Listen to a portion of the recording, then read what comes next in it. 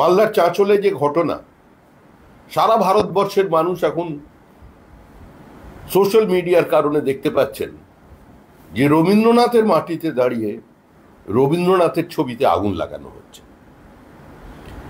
এই যে জিহাদি ভাবনা, এই যে রেডিক্যালাইজেশন,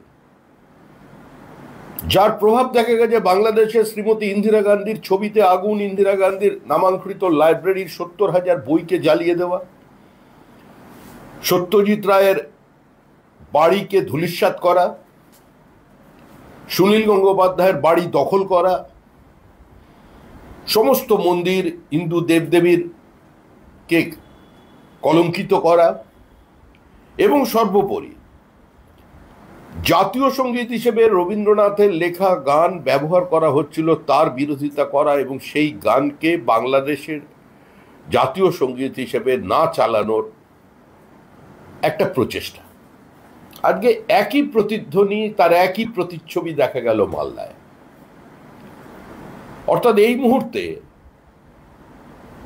বাংলাদেশের ওই শ্রেণীর বাঙালিরাও যে ভাষায় কথা বলেন সেটা বাংলা ভাষা, আর আমাদের এখানে তৃণমূল কংগ্রেসও যে ভাষায় কথা বলে সেটাও বাংলা ভাষা।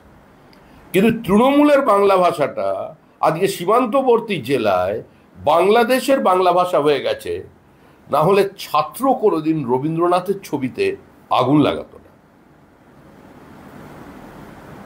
যদিও ইসলাম ধর্মে কারোর ছবি রাখা নিষিদ্ধ, আর তাও যদি কাফেরের ছবি হয় এরকম কিছু কিছু মানুষ মনে করে, তো রবীন্দ্রনাথকে যারা কাফের বলে মনে করছে তারা আজকে পশ্চিমবঙ্গে ক্ষমতায় আছে, আর তাদেরই ভোটার লিস্টে নাম রেখে দেওয়ার জন্য পশ্চিমবঙ্গের মুখ্যমন্ত্রী গোটা তৃণমূল কংগ্রেস সচেষ্ট।